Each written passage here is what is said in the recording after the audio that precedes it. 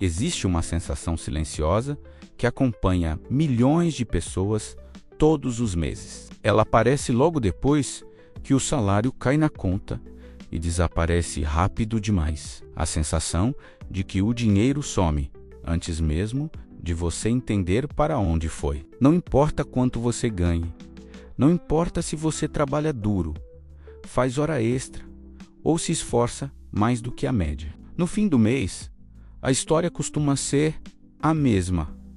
Contas apertadas, decisões adiadas, planos jogados para frente e aquela impressão incômoda de que você está sempre correndo atrás, mas nunca chegando a lugar algum. Durante muito tempo, nos fizeram acreditar que isso é normal, que faz parte da vida adulta, que todo mundo vive assim. Mas e se eu te disser que essa desorganização constante não é apenas um problema individual? E se ela fizer parte de um sistema que funciona melhor quando você não tem controle sobre o próprio dinheiro? Desde cedo, aprendemos a trabalhar, a obedecer horários, a cumprir metas e a produzir, mas quase ninguém nos ensinou a lidar com o dinheiro que esse trabalho gera. Não aprendemos a planejar, não aprendemos a analisar riscos, não aprendemos a diferenciar desejo de necessidade. O resultado é uma geração inteira que ganha, gasta, se endivida e repete o ciclo sem nunca entender por que vive sempre no limite. E o mais curioso é que, quanto mais confuso você está financeiramente, mais lucrativo você se torna para o sistema. Juros, taxas, multas, parcelamentos, renegociações, refinanciamentos, tudo isso depende de um único fator: a sua desorganização. O sistema financeiro não foi desenhado para facilitar a sua vida. Ele foi desenhado para gerar lucro, e lucro vem, na maioria das vezes, de quem não consegue pagar tudo em dia, de quem não entende exatamente o que assinou, de quem vive apagando incêndios financeiros. Basta observar como é simples gastar dinheiro hoje em dia. Um clique no celular, um cartão salvo no aplicativo, uma confirmação por biometria. Comprar nunca foi tão fácil. Ao mesmo tempo, tente cancelar um serviço, entender uma fatura ou reorganizar dívidas. O caminho é longo, confuso, cheio de etapas e obstáculos.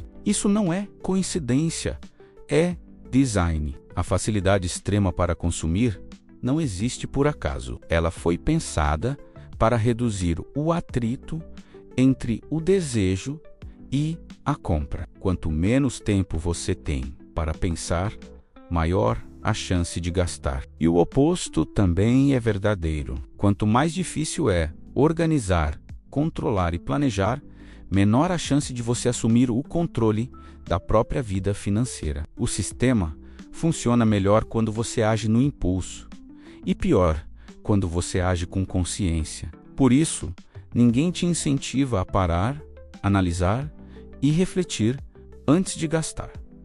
Pelo contrário, a todo momento, alguém está te lembrando de que você merece, de que é agora, de que a oportunidade é única. O crédito fácil é talvez a armadilha mais aceita socialmente. Receber um limite alto no cartão de crédito não significa que você ficou mais rico, mas o cérebro interpreta dessa forma.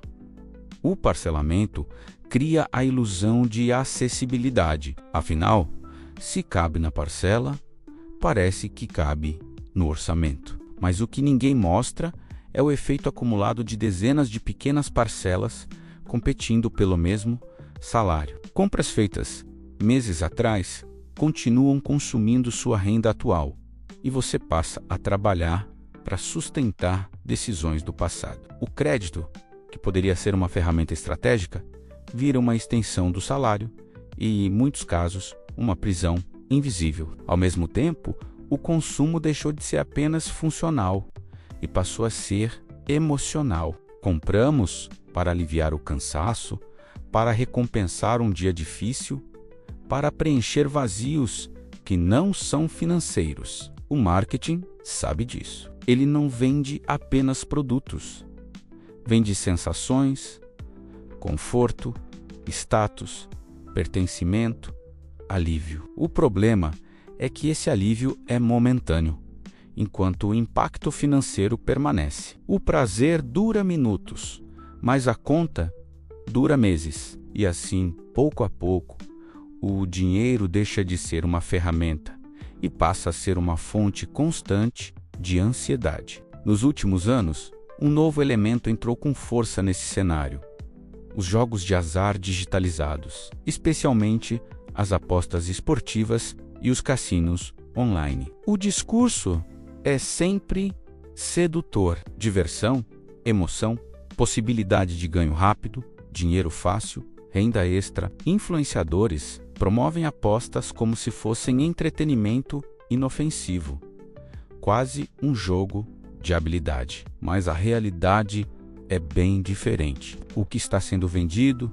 não é apenas um jogo, é uma esperança disfarçada. A esperança de ganhar rápido, de resolver problemas financeiros, sem enfrentar o processo longo e difícil da organização e do planejamento. O marketing das apostas é agressivo, inteligente e altamente psicológico. Bônus de entrada, apostas sem risco, dinheiro grátis, multiplicadores. Tudo é pensado para reduzir a percepção de perda e aumentar a sensação de controle. A linguagem é cuidadosamente escolhida para fazer você acreditar que tem vantagem, que entende o jogo, que está no comando. Mas a matemática não mente. Jogos de azar são desenhados para que a casa sempre tenha vantagem. Não importa o quanto você estude, não importa o quanto você acredite que está perto de acertar.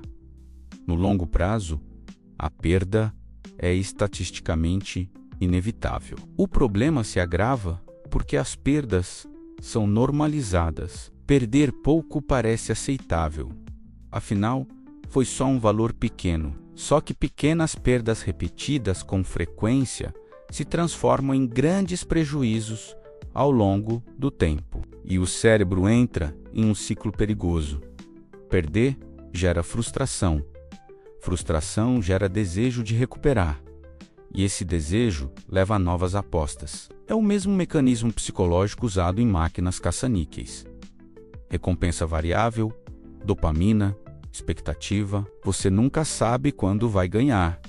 E é exatamente isso que te mantém jogando. Enquanto isso, o impacto financeiro vai muito além do dinheiro perdido. O foco, o tempo e a energia mental são drenados. A pessoa passa a pensar em apostas, em resultados, em chances. A organização financeira, que já era frágil, se torna quase impossível. O dinheiro deixa de ter destino e passa a ser apenas combustível para o próximo impulso. E mais uma vez, o sistema lucra, não apenas com o dinheiro apostado, mas com a desorganização que isso gera em todas as outras áreas da vida financeira. Outro ponto importante é como a publicidade cria necessidades que você não tinha. A comparação constante com a vida dos outros, com padrões irreais de sucesso, com narrativas de vitória rápida. Tudo isso constrói a sensação de que você está atrasado, de que precisa correr, de que não pode ficar de fora.